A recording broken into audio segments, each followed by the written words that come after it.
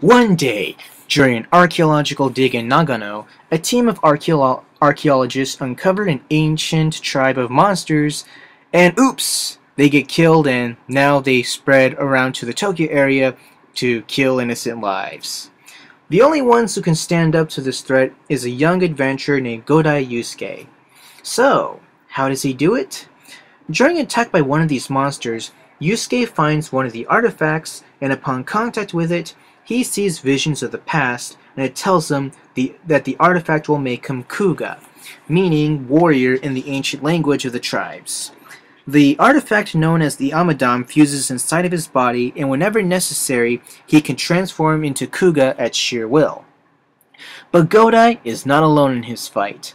He has a huge cast of characters that will support him in this battle in every way possible. First, he has Sawatari Sakurako, a linguist who researches the hieroglyphics in relation to the artifacts found at the dig in Nagano. Another supporting cast member is a detective named Ichijo, who at first is hesitant to let Godai help out, but after seeing he's the only one who can physically fight them, he becomes his biggest supporter, and as the series progresses, the cast expands and expands and expands. And they even get a foreign character. And what makes this series great is simply the characters. Yes, the cast is just very expansive, but each character, has a significant role and contribution to the story. And without that character, it just really wouldn't feel complete. Yes, Godai has these powers, but he doesn't really fully understand them, so he has to have a doctor to study his body, scientists to study his tech, and linguists and archaeologists to help put everything together. Godai may be the man with 2,000 skills, but he needs specialists that have to help out. I remember the guy who was doing the history of the Power Rangers video series always nitpicks about the police not helping out. Well, if that is something that has bothered you in American adaptations of Tokusatsu series, then I strongly recommend this series because the police actually do have a consistent and significant role in this series, and they are used excellently. Also, the police in detail try to study the monsters, and they do find out what their MO is, and do study bits and pieces of their physiology, and try to find any weaknesses and make weapons to exploit them. I also like how the story dwells into the personal lives of some of the characters. You see how being involved in this situation can be demanding, and how it affects their personal lives, and it will be a consistent theme with a couple of the characters. For one particular character, she's the chief scientist who is a widowed mother, and her role in relation to what she has to do keeps her occupied at the office, and it's actually ruining her relationship with her child. And you see she struggles with this, and does she really have a choice, and can she make that choice? And you do see that struggle with her, and you also see that struggle with her child as well. I felt I could connect and relate to many of the characters, which was what made me want to watch this series, not just because, the action or the monsters or anything like that. Godai as an individual human being doesn't really need development. In general, he's just very kind and optimistic. Yes, that may seem cliche, but let me explain. He accepts the responsibility of being Kuuga and wants to win this battle. Never once in this series does he act rebellious, nor does he show any indication that he would ever want to give up the fight. The series does a good job showing that even though he's very idealistic, he also has this kind of average Joe kind of charisma. No pun intended on the real name of the actor, of course. But Godai's development is mostly focused on him as Kuuga and his relationships with Ichijo and the people he works with. Godai at times will encounter pessimistic individuals, and he will find ways to make people look at the bright side of things. And he connects with people very well. Godai, his role is more of a catalyst to help with their development.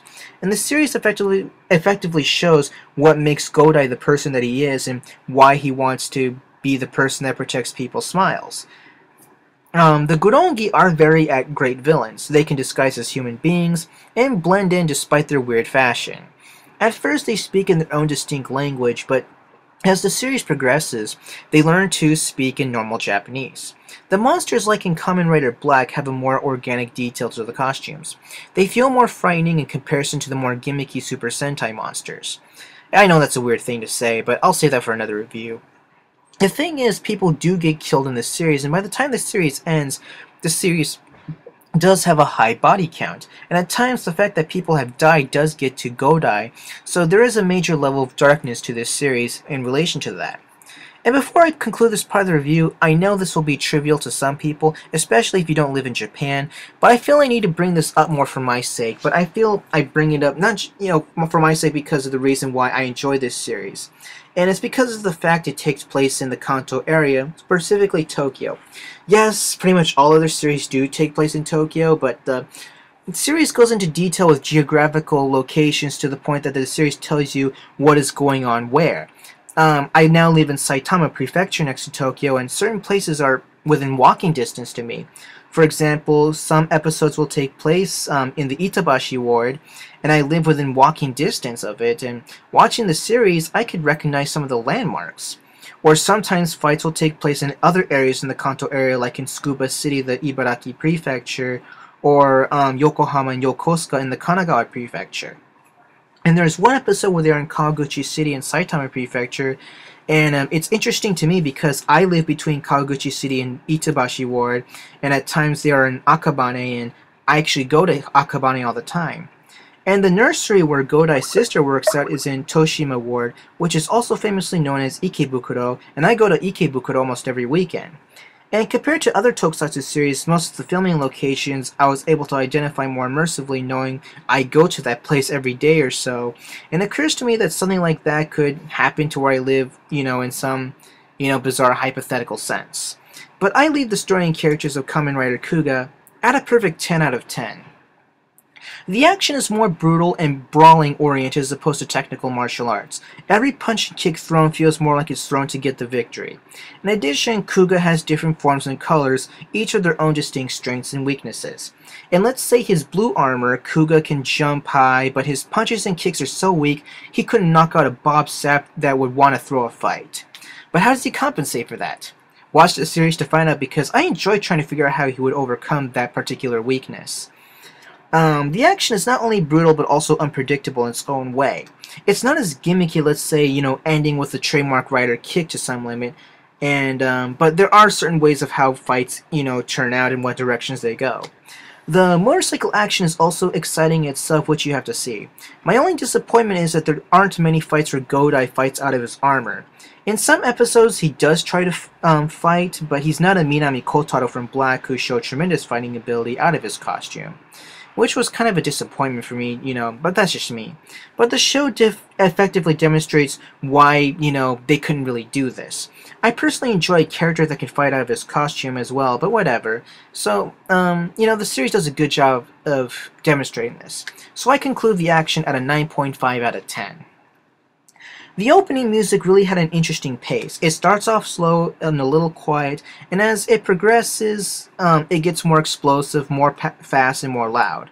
The ending thing was a lot more laid back, but it's definitely a song more about Godai's optimistic nature. The songs do a great job of reflecting the themes of the series and, of its character as well.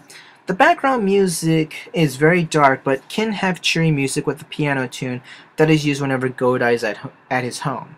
The music to me is not to the level of Black and Black RX, but hey, it works in its own way. So I conclude this with a 9.5 out of 10 for music. Another thing that really stood out to me is that this was filmed and presented in widescreen. Previously, the shows were filmed in 17mm. If they kept on filming in 17mm, it would make it look like it was filmed in the 1970s, and I felt it would make it look more cartoony. The presentation made it feel more serious and mature and does a good job of presenting its dark atmosphere. Yes, Jetman was able to achieve being a dark series with the 17mm cameras, but still had its share of super ridiculously cartoony moments, while Kuuga, yes, it does have some comedy, but it does use the comedy to bring hope and optimism in a world of fear and uncertainty, and not just for the sake of slapstick. And of course, people will have issues over the attitude of Oda Girijo in relation to being in Kamen Rider. At least Kurata Takumi has expressed gratitude and enjoyed, playing his role. Ever since Kuuga, Oda Girijo has gone on to do bigger movies, and he's practically Japan's Johnny Depp. And prior to watching Kuuga, I have seen him in other movies such as Azumi and in Platonic Sex, and I do give him props for those previous roles.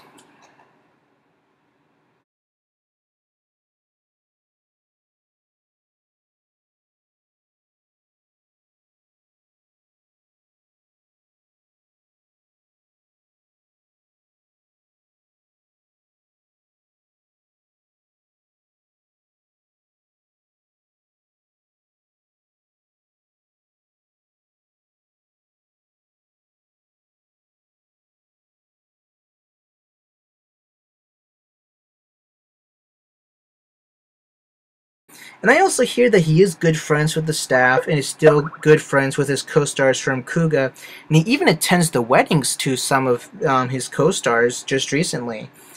And that's kind of strange to me. But I feel that, he should really be more appreciative to this role. And, if I were to talk to him face to face right now, I talk to him about this. So I leave this series at a 9.75 out of 10.